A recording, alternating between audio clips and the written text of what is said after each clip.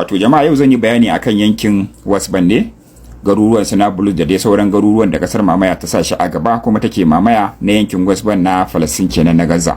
Idan ba ku manta ba shekaran jiya mun kawo muku bidiyon wato shehin malamin nan wato Sheikh Muhammad Faruk Ramadan wanda aka zo za a kwace gonarsa ya yi kokari ya warce bindiga ya kashe sojoji guda biyu wanda daga baya kuma shi ma a kashe shi. Wato tun daga wannan abin da ya faru na kasar Mamaya fa yanzu ta dauko gadangadan kora da kuma kwace dukiyoyin mutane a yankin West Bank. Duk da dai yankin West Bank akwai abubuwa da yawa wanda suka wuce a baya, asali ma da idan naga abu yana samun su bana ma fitowa in yi magana saboda na riga mun gaya muku halin su da kuma yanayin su da yan Gaza mun gaya muku. Duk da dai zamu iya cewa wata jarabta ce wacce Allah yake nuna musu a yanzu, amma dai da yake musulmai ne ya kamata yi musu addu'an kariya. Kuma a yanzu kasar Mamaya kawai ba ta da wani aiki in banda bi tana kwace dabbobi da kuma gonakai da kuma gidajen yankin mutanen West Bank kenan na Falastin.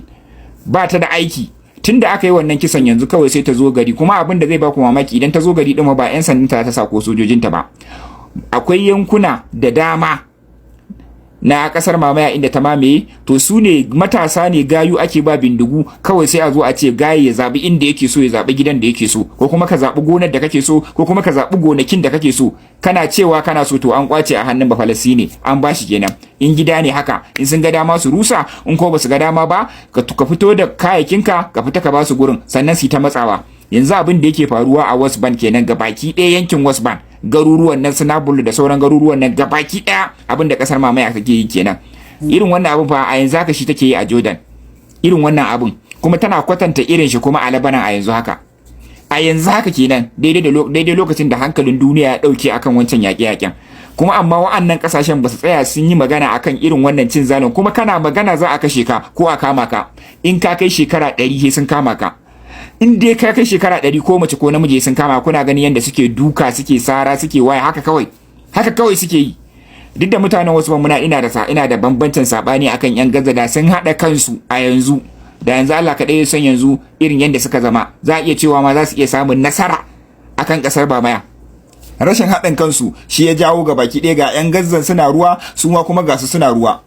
Da lokacin dama da su ake hada baki, ake zuwa suna nuna dakarun musulunci na Gaza wani bayanan sirri. Wani lokaci ma sojojin uniform din kasar Mamaya ake ba su sa su je su dinga nuna lungu da sako. Duk wani bayanan sirri da zaka kasar Mamaya ta kai hari a yankin Gaza kenan, ko yankin Khan Yunus, ko kuma yankin garuruwa, to akwai sa hannun su. Mun kawo muku bidiyoyin irin su.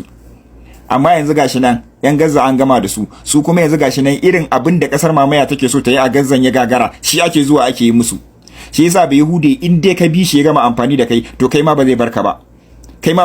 Amma ba wai na kawo bane dan a kisu ko kuma wai a musu addu'an Allah ya kawo musu dauki. Yanzu dai gashi babu kasar da ta kare su, babu wata kasa da ta hana wannan abin, kuma yi ake yi.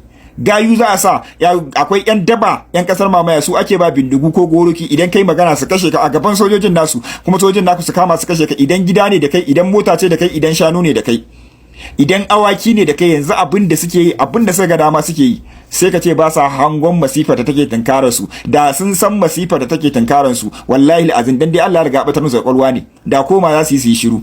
Su suna Mamaya har da gani suke in sun mamaye har duniya ta tashi. Ba san cewa akwai uwa jamhuriyar musulunci tana kallon su ba, kuma su ma tana yi musu target, tana kallon su. Bai san cewa wannan yakin duniyan da ake yi ga baki ɗaya musulmai suka dare biyun nan ba, bai san da cewa akan wannan ƙasar ce.